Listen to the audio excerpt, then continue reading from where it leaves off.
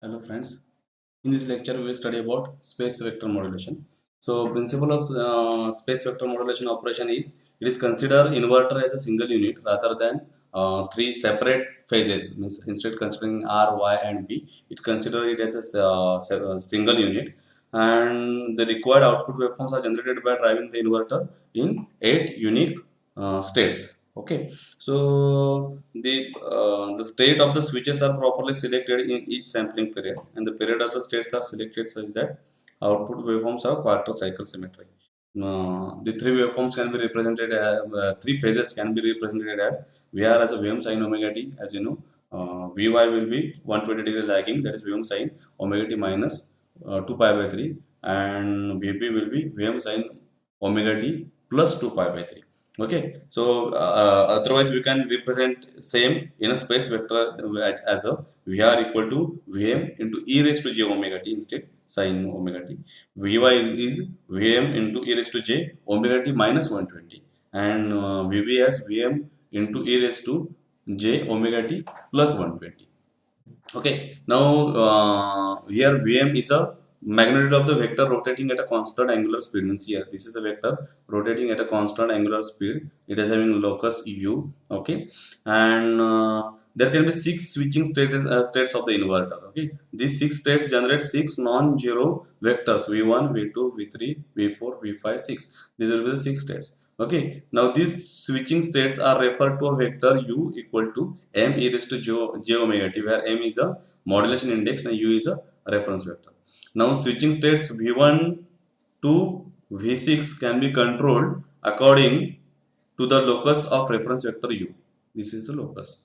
Okay, it is shown in a figure. If the locus exceeds the length of this particular states v1 to v6, then it is called as a over modulation. Okay, its advantage is it's more effective and precise harmonic and voltage control, and so instead three phases we can treat it as a single unit, and disadvantage is it's bit complex.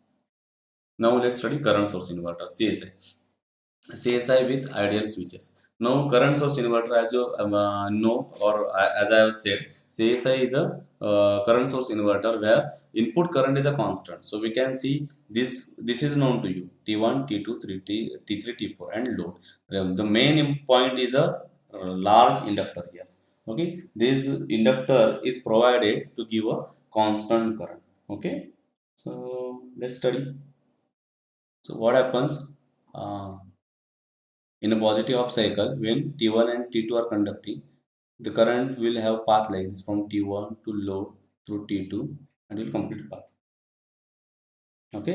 Now your source consists of a voltage source E and a large inductance L in a series with. A function of this high impedance reactor, just now I said, is to maintain a constant current at input terminal of a CSI. Okay.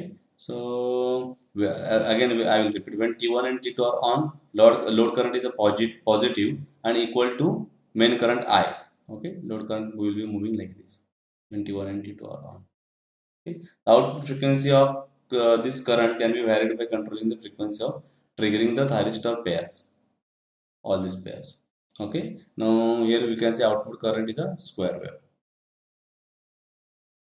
Similarly, what happens when T3 and T4 are conducting? Again, path will be like this. So current through inductor is not changing. Okay, don't worry. So it will not oppose any change in current like this. It will be like this. But now thing changes. Voltage polarity is reversed. So voltage will be like charging and discharging. Okay, first it was positive, then it is negative, right? So this is about the current source inverter with ideal switches, and this is a capacitor commutated current source inverter.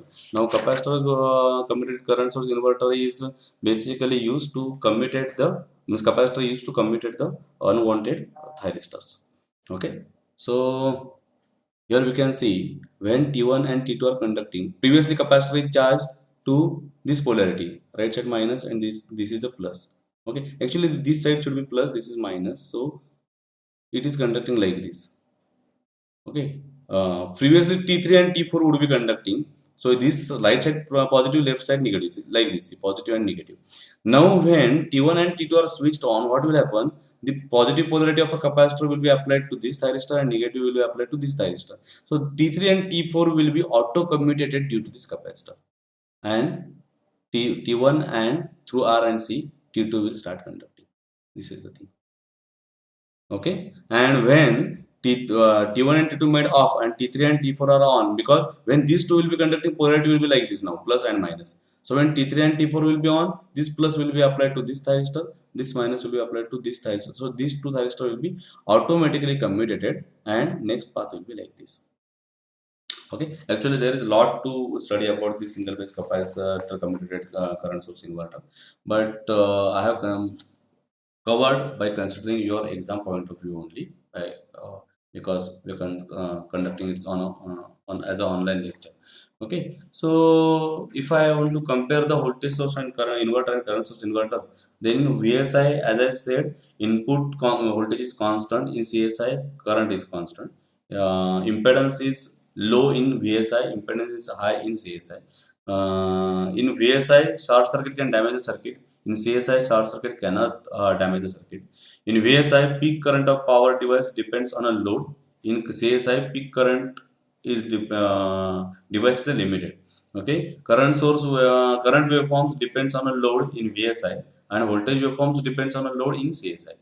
Freewheeling diodes are required in case of inductive load of a VSI, and freewheeling diodes are not required in a CSI. Okay, so this is the comparison. And if I go to the applications, then UPS, EPS tractions, then hoist, oil refineries, some chemical plants, blowers, oil refineries, and coal mines. These are the applications of your inverters. Okay, so with this we complete this lecture. Thank you very much.